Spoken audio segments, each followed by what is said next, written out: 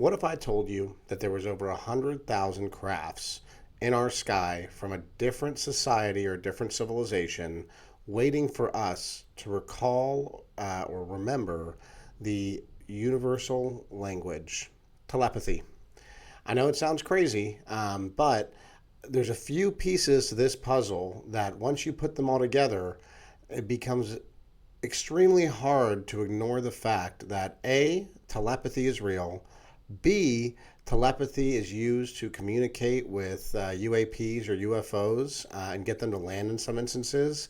C, there has been UFOs or whatever, non terrestrial civilizations monitoring and engaging with us for longer than human history. Anyhow, welcome to the Inner Pivot, episode 8. This time we're exploring the connections between the telepathy tapes, UFOs, and consciousness as a whole. Let's get into it. So before we dive completely into it, I just want to add this prefix.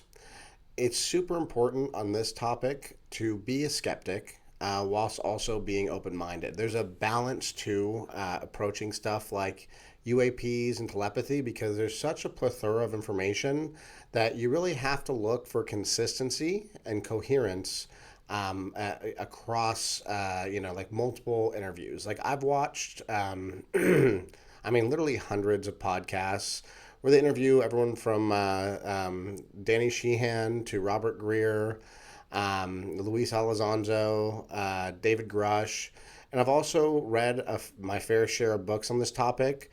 The one that to me seemed to be the most in tune with the truth and the most ahead of its time would be the Convoluted Universe series by Dolores Cannon. That woman was tapping into things that seemed freaking crazy when it came out and when I read it. And the more I learn now from like all these whistleblowers and stuff, the more I realized she was definitely onto something and way, way, way ahead of her time. My personal belief here is whatever was interacting with her through her subjects, let her in on these secrets just so people could know, hey, not only are UFOs and UAPs real, not only is, like past life regression therapy real, not only is telepathy real, but also these are innate, like natural parts of our journey in evolving as a civilization. And so we're going to dive into this. Part one is going to be the telepathic lens of all of this. So what engaged me the most recently was, what was that lady's name? I wrote it down over here. Dalia Burgoin. She was on the Danny Jones podcast recently, and she did this mind-blowing experiment. I highly recommend people check it out. I'm going to try and find the clip that I watched because it just broke it down to 12 minutes of just genuinely amazing telepathy.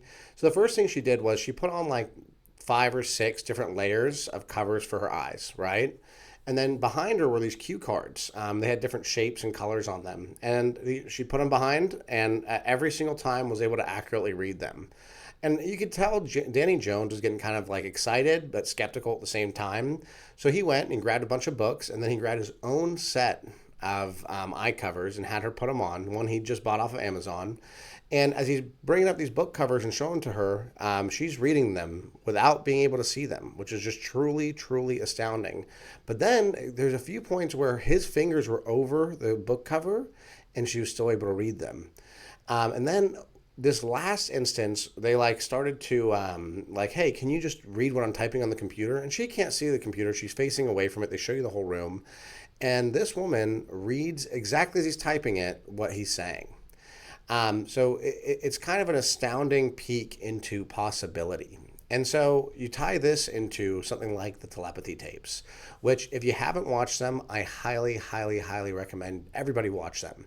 At first they're talking about nonverbal autistic kids and their natural ability to essentially visit non-physical spaces, meet each other in non-physical spaces. Like there was this instance where these 2 autistic kids who lived in different states and never met each other exchanged parents' phone numbers and set up a play date across states in this non-physical place called The Hill. which is wild. But the non-physical component of this, I know is real. Like as far as like when I've meditated before, and gotten into spaces that felt and looked real to me, but were not physical. You're like tuning into a different space or whatever. But if you watch the telepathy tapes, it slowly starts to escalate from just these kids who are nonverbal autistic being able to achieve these amazing, extraordinary feats. But then they start talking about how pets, they retested how pets can tell when their owner's near, and they just did it via text. So, like, their owner would get a text saying, "Hey, it's time to go home early," and the dogs would get alert right when the owner started to read that information, take it in. Then they'd send the owner another text, "Hey, no, time to go back to work," and the dog would go back to chilling, right?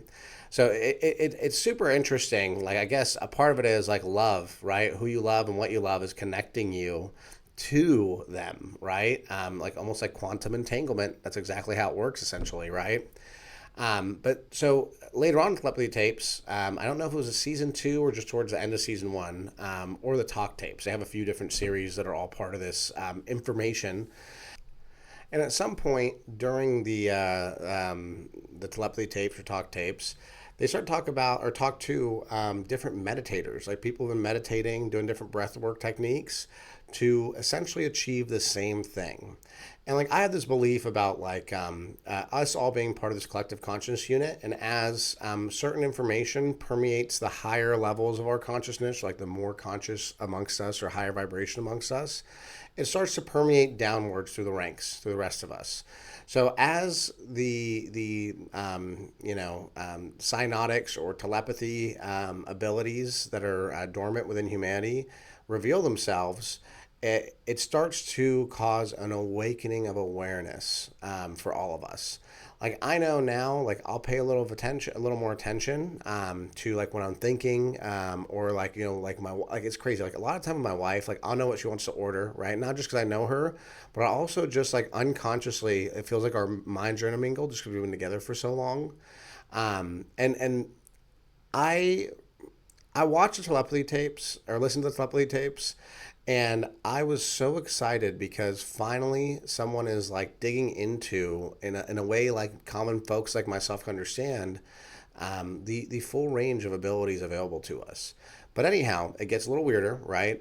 Even in the telepathy tapes, although they don't go too deep into it, they go into things like the GATE program and a lot of these different programs, either for highly gifted people or programs for folks who are like nonverbal autistic.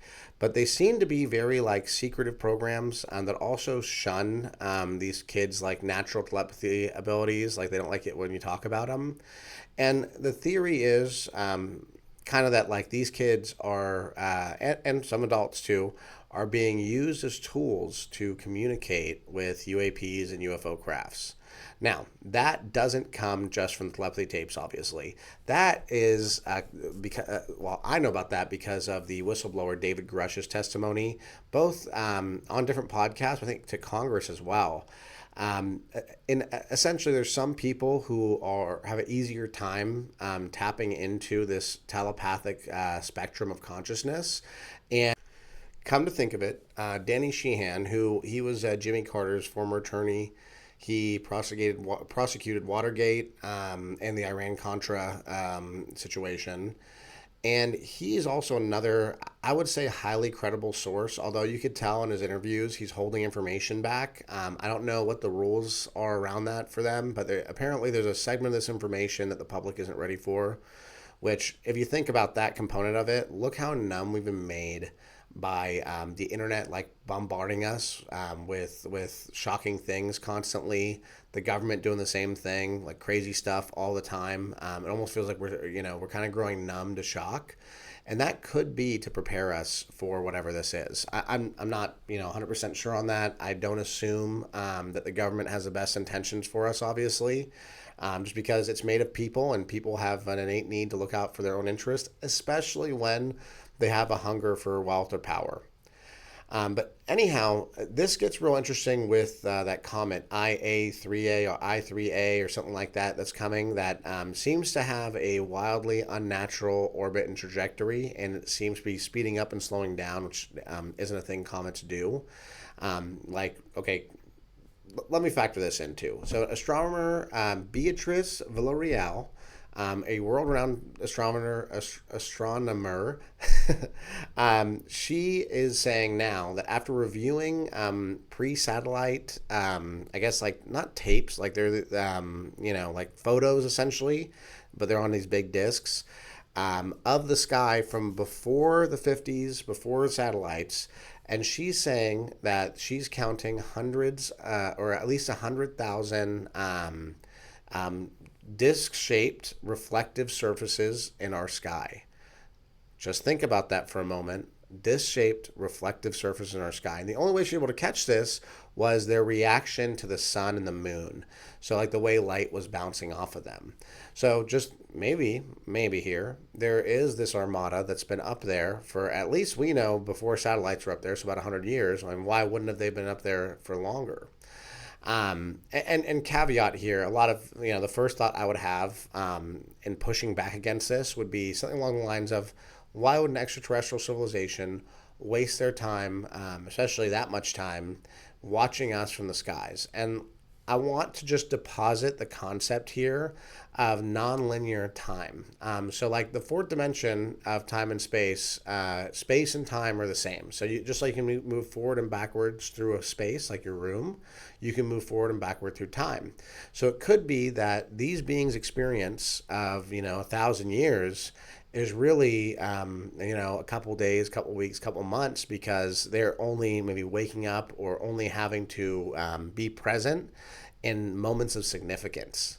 And those moments of significance could be tied to our technological advancement, or perhaps our risk to the earth, or the expansion of our consciousness.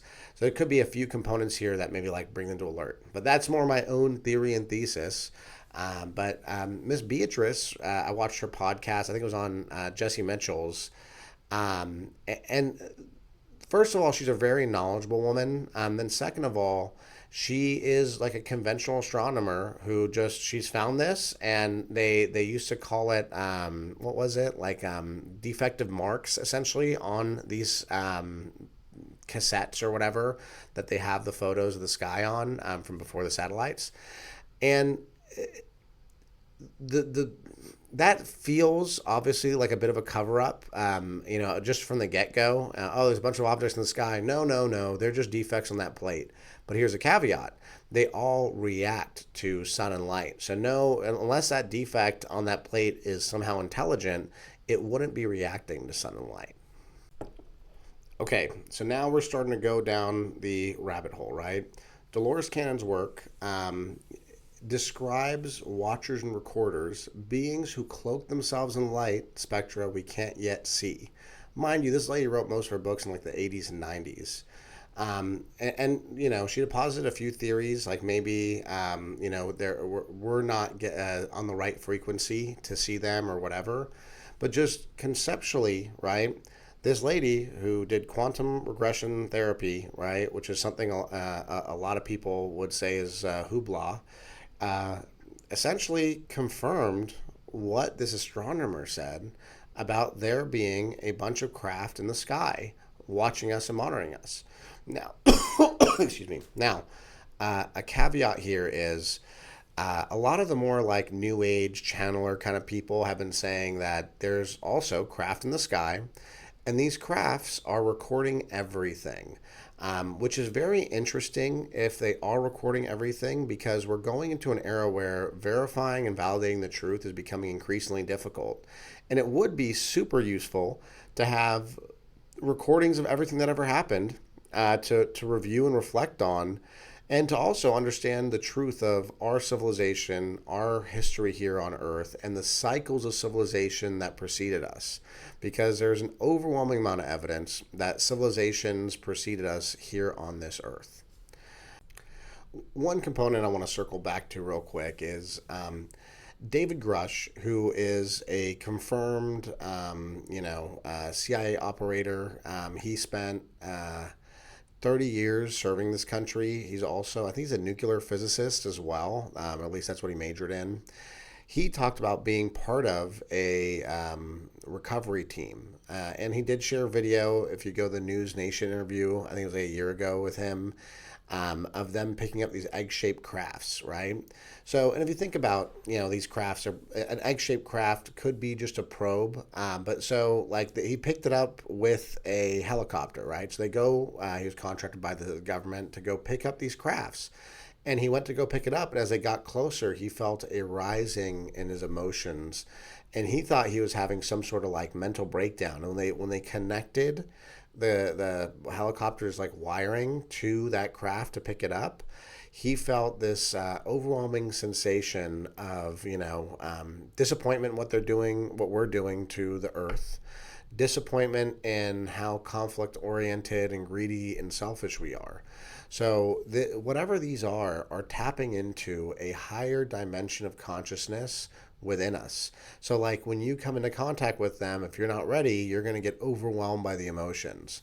So someone who is already on that wavelength, like someone who's practicing telepathy, who is coming from a place of awareness of these components and tools that exist within us, is going to be the ideal tool for dealing with them, in the sense that like this is according to whistleblowers, obviously like David Grush, but they use someone who's got psionic capabilities to communicate and bring down these crafts, or to communicate with them so they come close enough for our EMP weapons to bring them down.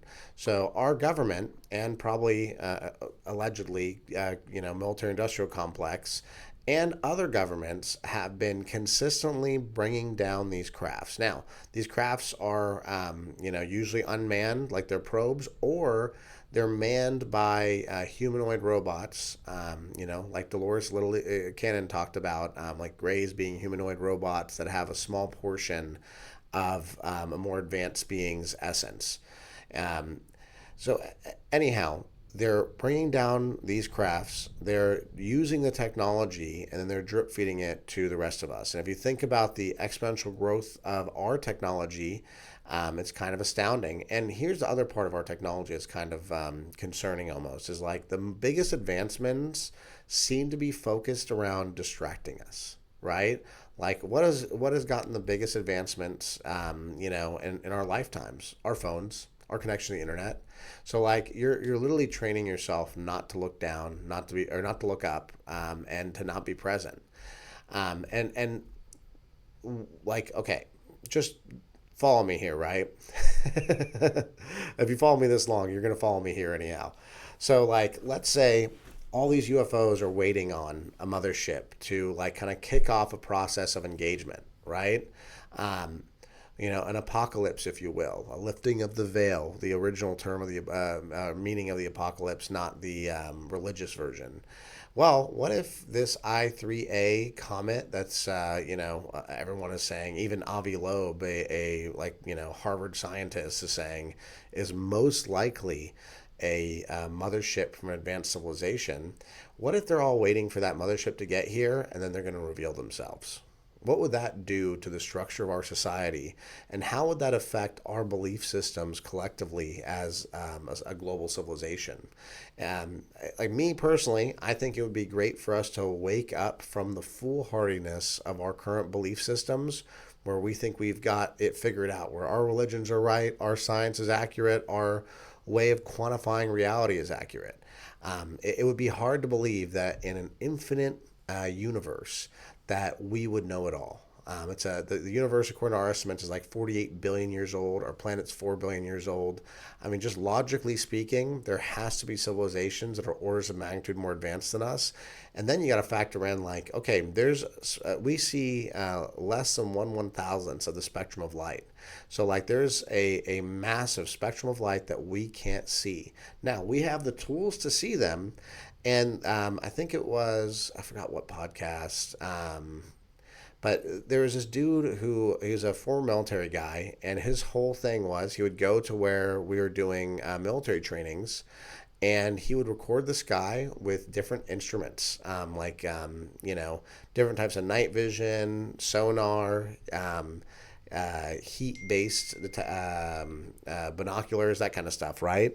And he said that essentially every single military operation has the presence of these crafts. And these crafts, I mean, there's no way they're ours, or if they are ours, they're part of some sort of like breakaway civilization.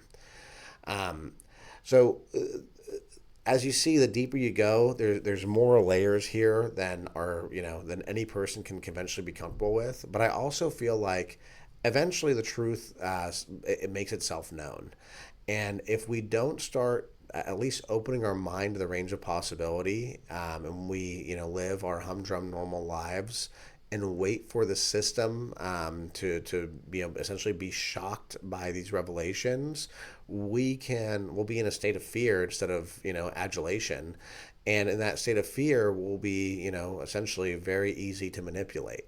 So it's easier to introduce yourself to these topics and become aware of the range of possibilities so that we can get excited for, the potential of a new era of humanity.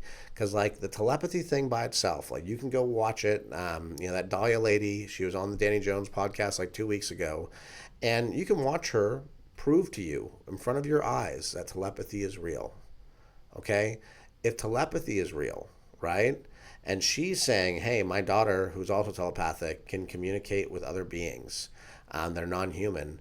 You really got to start to ask yourself, when will it become more and more normal to have these experiences, and how would you react?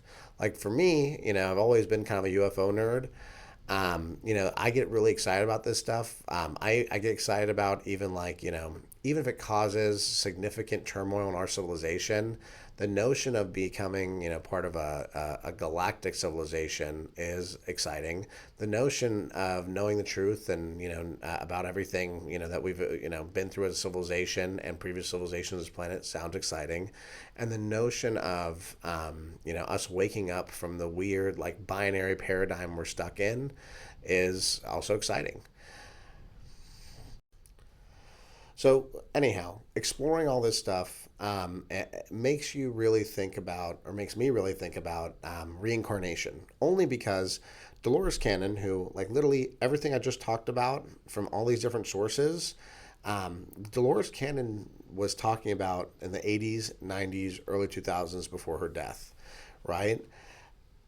She also talked about reincarnation being a natural part of every soul's journey. And sometimes you reincarnate on this physical plane on the earth and third dimension. And other times you might reincarnate, on a different planet, different civilization, different dimension, different level of frequency of consciousness. And the way she described it is this earth is a school of experience, and this level of density, the 3D, is one of the most, or the most effective way to learn things, right? So like we're having these experiences of essentially like right now you can definitely feel the binary nature of our experience, right? Where everything is left or right, everything is black and white, everything is good and bad. There's not a lot of middle ground, right? And hidden right in front of you is the fact that it's all part of oneness. You don't know good without bad. You don't know right without wrong. You don't know cold without warm.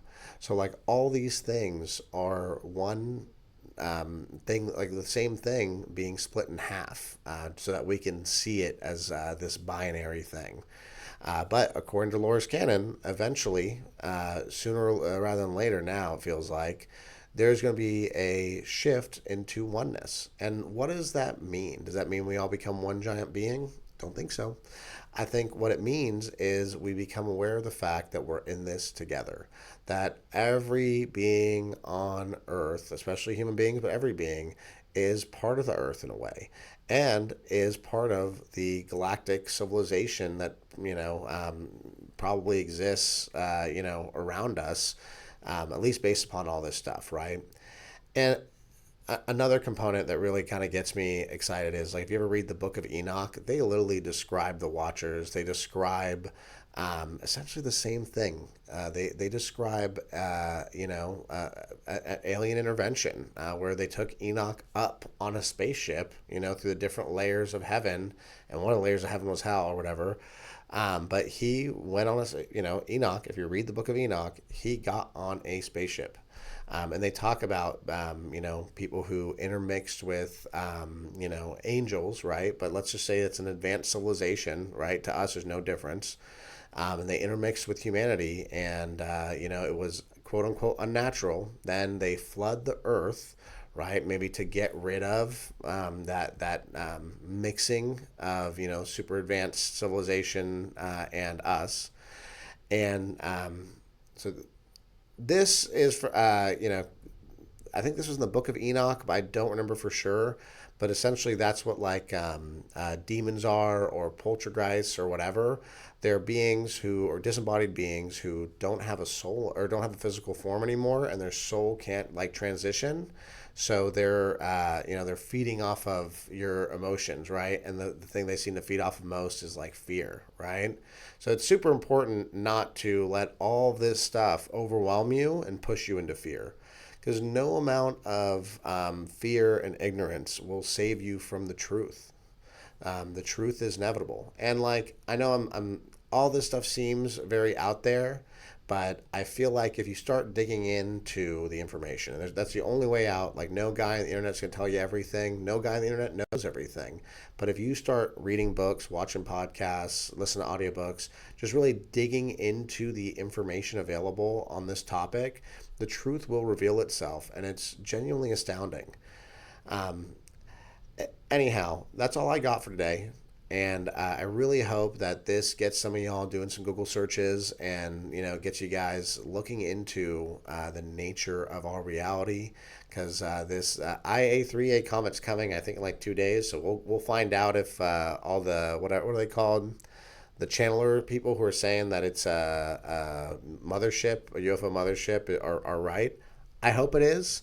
I'm not super sure it is, but like Avi Loeb, a Harvard whatever scientist, saying that it's highly, or a Harvard professor saying that's highly likely based upon how it's moving, that it is not a natural occurrence, and that it is more than likely a giant ship, gets me pretty excited. But anyhow, guys, that's all I got for you today. I appreciate you tuning in. If you stayed this long, like and subscribe, and have a great day.